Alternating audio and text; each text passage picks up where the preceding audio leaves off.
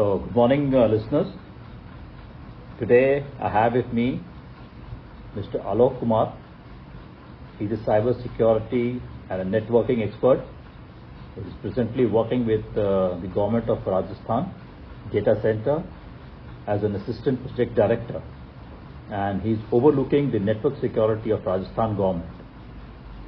He's a BTech in information technology, an MBA from IIM, and holds various certificate courses on project handling and data security. So welcome Mr. Alok Kumar Giri. I hope the viewers will benefit out of our talk today.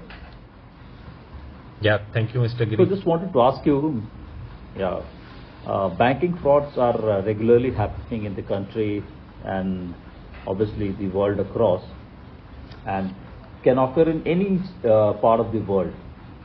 So, Mr. Alok, my first question to you today, for the benefit of my viewers, is what are some common types of banking frauds that is encountered by individuals in India in our day-to-day lives?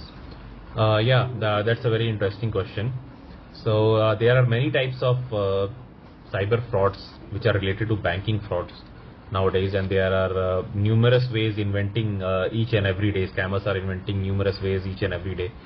So some common types are phishing scams, where fraudsters impersonate the banks of the customers and obtain sensitive information, either calling them or either through WhatsApp chat or SMS, or sending any links through these social media platforms.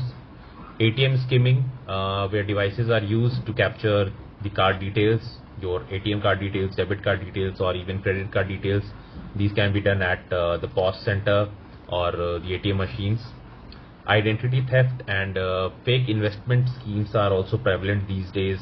Fake loan scams, fake investment scheme scams, and fake lottery scams are also there, where these scammers get the sensitive information about you. Yeah, that was quite informative. Then how can the individuals identify and protect themselves from phishing scams and the fraudulent email that we also generally receive from time to time? Some of the basic methods through which these scammers send you the links of these phishing scams are emails, your SMSs, and WhatsApp links. So first of all, always scrutinize the emails and the links that are there. Check for any spelling errors, if there are any spelling errors, or the link looks mischievous, or there are some other words which are not related to banking, or any other URL that you get on your email or your WhatsApp chat or your SMS, or while surfing social media through social media messages on Instagram these days, Facebook also. We are getting these SMSs and messages. So never click on these links, never download any apps or any software from unknown resources or any unidentified links. Always browse your internet banking through original authentic bank website only.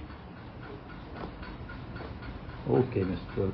Alok, that was quite an information for our viewers. I hope they will follow such instructions or informations.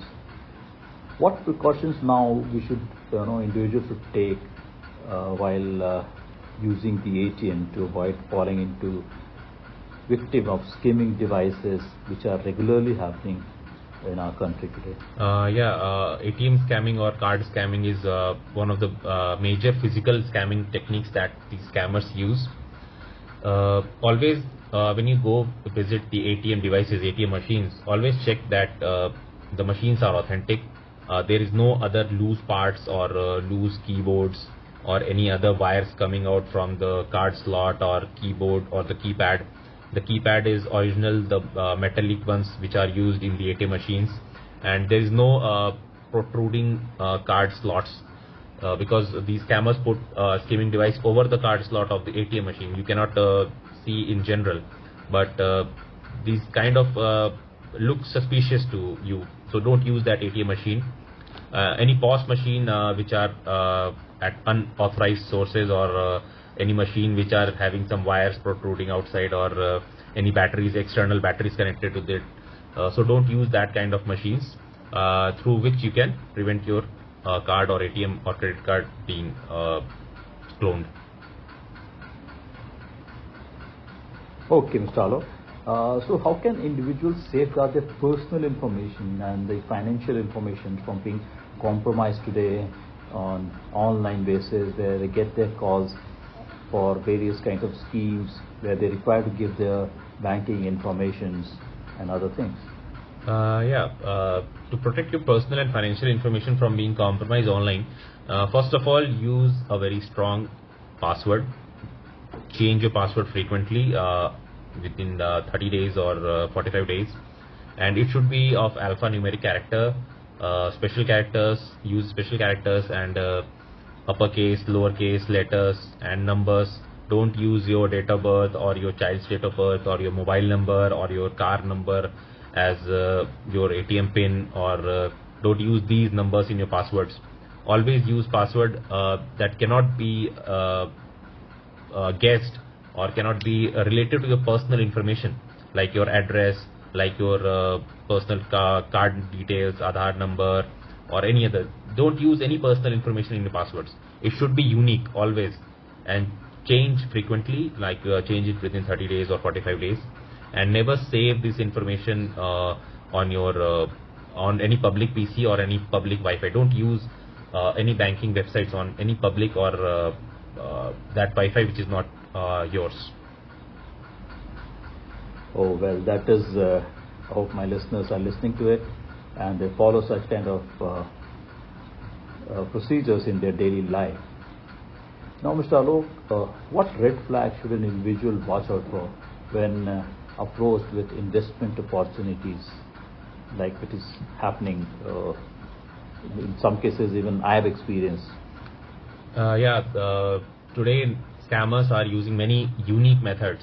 They are calling customers for impersonating their banks and calling the customers because I have a very unique investment opportunity for you, sir. We will double your amount within 2 months or 3 months, or we will give you guaranteed returns of 15%, 20%. So any unexpected rate of return or any unexpected duration in which they guarantee you that you will get such amount, and that will be guarantee. Any word guarantee, that is a very first red flag. And any unexpected rate of return, that is the first red flag. They will assure you of getting 15%, 20% returns within very short duration. So these are some common red flags. And any type of lottery scams, or you have won some lottery, sir, or we have some very unique investment opportunity for you, because banks never call for such investment schemes. So these are some red flags, and always use the authentic channels. If you want to do some investment, you can directly visit your bank branch, and the best way to do it is nowadays. Yeah, that's well understood.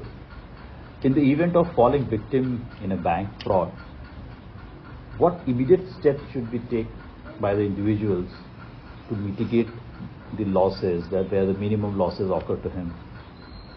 If you fall victim of any banking fraud, first of all, if you immediately get it that I have become a victim of any fraud, banking fraud, just inform your bank immediately, ASAP, as soon as possible. Inform your bank.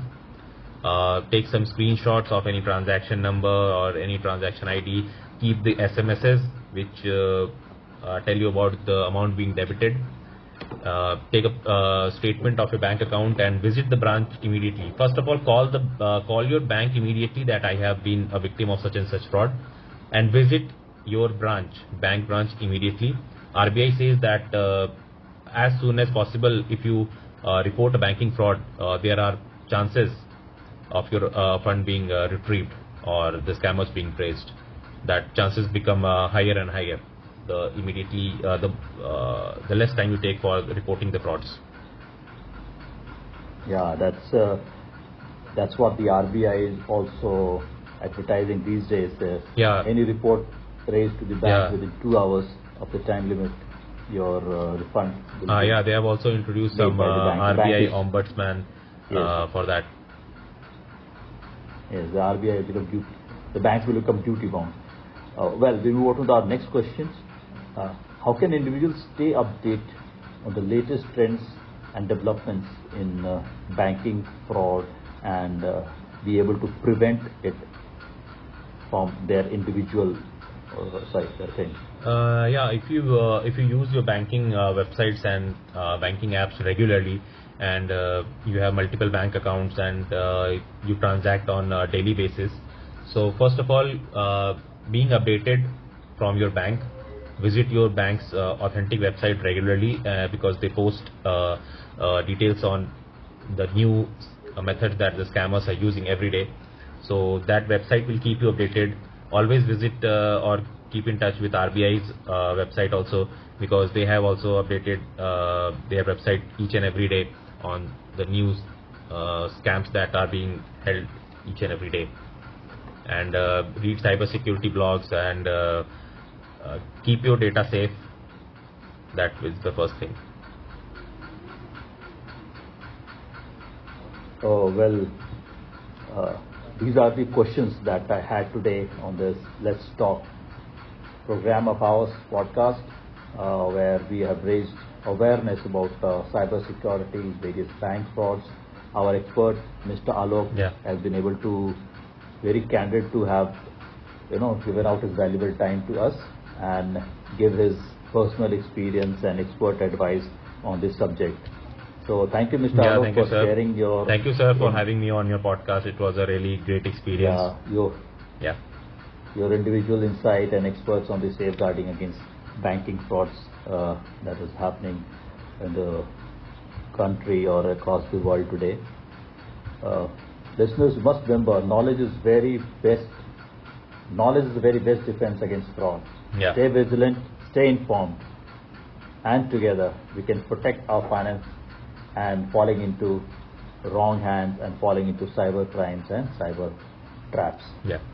So we will meet once again on our another podcast covering another subject, and till then, take care and stay aware. Thank you, sir. Thank you very much, Mr. Alok.